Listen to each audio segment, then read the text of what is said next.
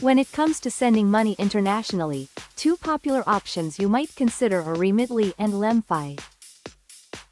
Both offer fast transfers and convenient apps, but which one is truly better? In this video, we'll break down their fees, speed, coverage, and reliability to help you decide. Starting with LemFi, this app has gained attention for its low or even zero transfer fees on many supported corridors. It's especially popular for sending money from the US, UK, or Canada to countries in Africa and Asia. LemFi is known for fast transfers, often completing transactions in just a few minutes, particularly when sending to mobile wallets like GCash in the Philippines. Its exchange rates are also competitive, giving you more value for your money. However, LemFi has limitations. It doesn't cover as many countries as Remitly, and some users have reported occasional verification delays or temporary transfer holds.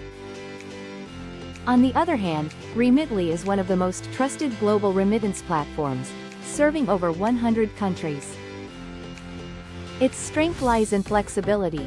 You can send money directly to a bank account, a mobile wallet, or even for cash pickup in many regions.